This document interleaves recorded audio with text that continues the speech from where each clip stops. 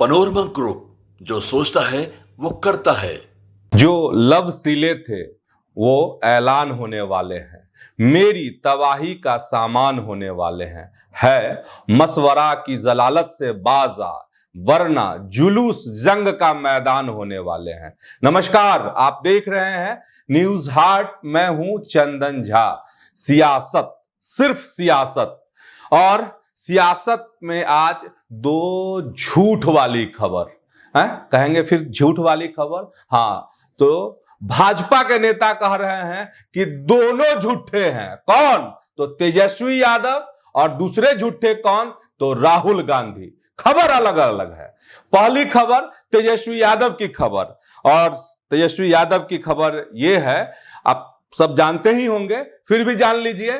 खबर ये कि मतलब वोटर लिस्ट जो नया बना, जिसका प्रारूप मतलब ड्राफ्ट जो जारी किया गया है चुनाव आयोग के द्वारा, उसको लेकर पहला झूठा वाला जो है क्या, तो उसमें तेजस्वी यादव ने कहा कि जो ड्राफ्ट जारी किया गया उसमें उनका नाम ही नहीं है, उनकी पत्नी का नाम ही नहीं है। धड़ाधड़ एकदम पोलो रोड में जो आवाज है तेजस्वी यादव का, एकदम प्रेस कॉन्फ्रेंस आयोजित की गई, पत्रकारों के सामने मोबाइल पर लाइव दिखाया गया कि देखिए, ये लीजिए मेरा ईपिक नंबर हम डाल रहे हैं, देखिए। कह रहा है कहीं कुछ नहीं है। इसके बाद तो समझिए कि सियासत एकदम जो है गनगनाने लगी बिहार की। तेजस्वी यादव का नहीं है। तेजस्वी यादव ने जो दावा किया था और जिस तरह की बातें कही, तो स्वाभाविक है कि सियासत गर्मा जाएगी।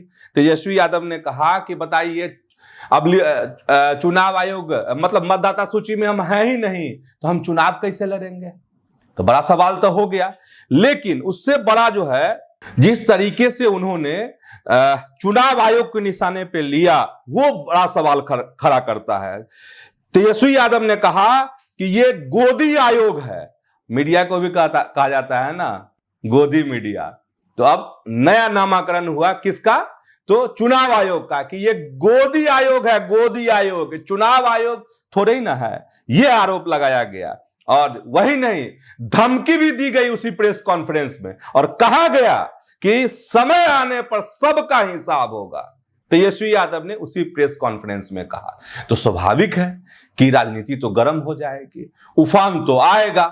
तो ये आरोप और प्रत्यारोप का हुआ, और तेजस्वी यादव ने एक बात और कही, सुप्रीम कोर्ट से गुहार लगा दी वहीं से, कि देखिए सुप्रीम कोर्ट को तो अब इस मामले को स्वतः संज्ञान लेना चाहिए। आग्रह किया उन्होंने, विनती कर दी उसे।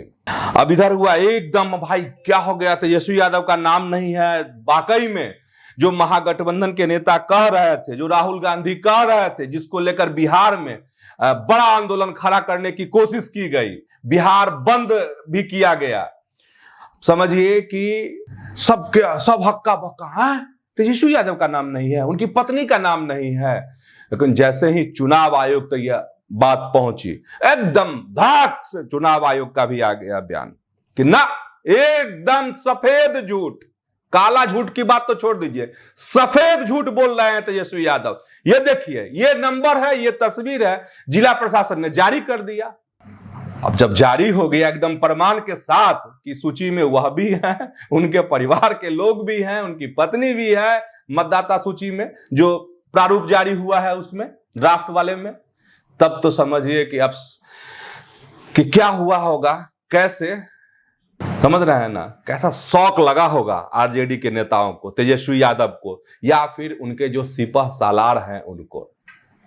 तुरंत एनडीए के नेता हमलावर, अब देखिए यही ना 9वीं फेल का हाल होता है ना, नहीं हुआ अपने से तो किसी और से दिखवा लेते, चेक करवा लेते, समझ जाइए। तो जो एक बवंडर खड़ा करने की कोशिश लगातार बिहार में हो रही है, और बवंडर खड़ा करने की कोशिश दिल्ली से भी हो रही है बिहार को लेकर, क्योंकि यहां चुनाव है विधानसभा का। तो जो बवंडर खड़ा करने की कोशिश थी, उसका पहला चक्का कहिए, अगला चक्का का हवा निकल गया। ठीक है, मतलब सीन क्रिएट हुआ, और वह सीन जो है धूमिल भी होती जा रही है जब से तेजस्वी यादव का नाम कटना और जुड़ने का सवाल आया। समझ रहे हैं ना? तो एकदम तुरंत जो है उस प्रेस कॉन्फ्रेंस का जवाब दिया। चुनाव आयोग का जवाब आपको बता ही दिए। एनडीए के नेताओं का भी तरातर बयान, भाजपा से, जदयू से, एकदम सब नेता वार पर वार करने लगे। समझे, पस्त हो गया आरजेडी। अब दूसरा झूठा वाला बात बता रहे हैं आपको, मैंने झूठी खबर वाली बात। दूसरा झूठ क्या है? तो राहुल गांधी को लेके है। एकदम सनसना गई दिल्ली की राजनीति उस पर भी, और बीजेपी के नेता ने करारा वार कर दिया। किस पर? तो राहुल गांधी पर। ये कांग्रेस के सर्वे सर्वा कह लीजिए या सीनियर लीडर कहिए, जो कहना है कह लीजिए। राहुल गांधी ने एक कार्यक्रम के दौरान कहा था कि मुझे याद है जब मैं कृषि कानूनों के खिलाफ लड़ रहा था, तो वो मतलब अरुण जेटली की तरफ उनका इशारा था, और कहा कि अब वो नहीं है, इसलिए मुझे ऐसा नहीं कहना चाहिए, लेकिन फिर भी मैं कहूंगा कि अरुण जेटली जी को मुझे मिलने और धमकी देने के लिए भेजा गया था।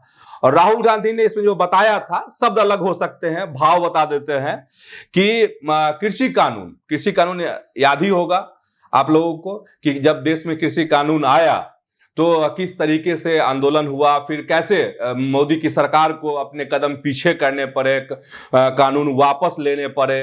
तो उस तारीख मतलब ये है कि कृषि कानून जो है 2020 में आया था, और अरुण जेटली का निधन जो है 2019 में हो गया था। लेकिन राहुल गांधी का यह कहना था कि कृषि कानून को लेकर जो है अरुण जेटली, जो पूर्व केंद्रीय मंत्री हैं, अब हम सबों के बीच नहीं है, निधन हो चुका है, वो हमको आए थे धमकाने के लिए कि तुम मोदी के खिलाफ बात करोगे, तुम अगर कृषि कानून के खिलाफ बात करोगे, तुमको परिणाम भुगतना होगा। शब्द अलग हो सकता है, भाव की बात कर रहे हैं। इसके बाद क्या हुआ?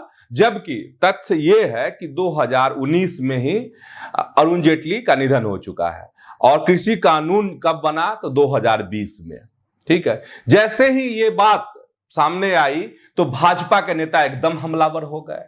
आईटी सेल के अमित मालवीय एकदम बखिया उधेड़ने लगे और कहा कि देखिए राहुल गांधी की सूझबूझ और माथा खोपड़ी कितना बड़ा है कि अरुण जेटली तो हम सबों को छोड़कर 2019 में ही चले गए थे, 2020 में कानून आया, तो आखिर जब कानून बना तब ना कोई गया होगा इनसे मिलने के लिए या इनको धमकाने के लिए।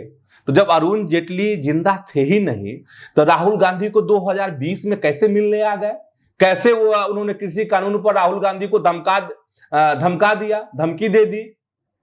इसके बाद इधर एक्स पर जो है हमलावर हो गया कौन? तो अरुण जेटली के बेटे, और उनके बेटे हैं रोहन जेटली। वो भी गर्म हो गया कि बताइए, मेरे पिताजी का निधन 2019 में हुआ, कानून 2020 में आया, और इस तरीके से हमारे पिताजी पर सवाल उठा रहे हैं। और उन्होंने स्पष्ट कहा कि मेरे पिताजी लोकतांत्रिक मूल्यों में विश्वास करने वाले लोग थे, इस तरीके से अरुण जेटली को बदनाम ना करें।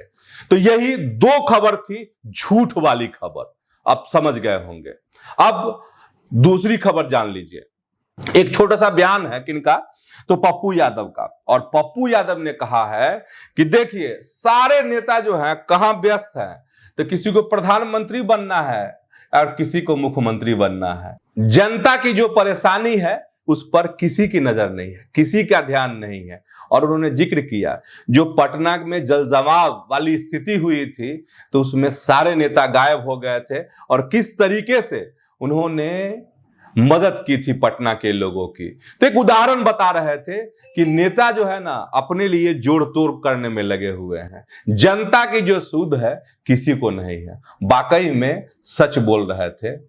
कौन? तो पप्पू यादव। कभी कभी तगड़ी बात बोल देते हैं पप्पू यादव। और एक खबर झारखंड की बता रहे हैं आपको। झारखंड के पूर्व मुख्यमंत्री शिबू सोरेन की हालत नाजुक है, और आप सभी जानते ही हैं झारखंड के मुख्यमंत्री जो वर्तमान में हैं हेमंत सोरेन, उनके बेटे हैं। और 2 दिन पहले हेमंत सोरेन के द्वारा बताया गया था कि अब हालत स्थिर है, लेकिन जो आज का जो ताजा अपडेट है उसमें यही कहा जा रहा है कि उनको वेंटिलेटर पर रखा गया है शिबू सोरेन को, और उनकी स्थिति बहुत अच्छी नहीं है। तो आखिर है क्या उनके साथ, दिक्कत क्या है, परेशानी क्या है? तो खबर यही है कि किडनी में उनकी समस्या है, जिस वजह से दिल्ली के एक बड़े अस्पताल में उनको 1 महीने से रखा गया है और लगातार जो है अच्छे और बड़े चिकित्सक उनके इलाज में लगे हुए हैं। लेकिन उनकी स्थिति जो है ताजा खबर के अनुसार बहुत अच्छी नहीं है। तो झारखंड के लोगों के लिए कह सकते हैं एक निराशा वाली बात, क्योंकि लोग आस लगा के बैठे हैं कि शिबू सोरेन जल्द स्वस्थ होंगे और रांची लौटेंगे। चलिए, तो आज के सियासत में इतना ही। ऐसे ही आप न्यूज हाट के साथ जुड़े रहिए, खबरों से अपडेट रहिए और अपील आपसे कि न्यूज हाट को अगर आप देख रहे हैं यूट्यूब पर तो वहां सब्सक्राइब कर लीजिए, नहीं फेसबुक पर अगर देखते हैं तो न्यूज हाट के पेज को आप लाइक कीजिए, फॉलो कीजिए। धन्यवाद, प्रणाम।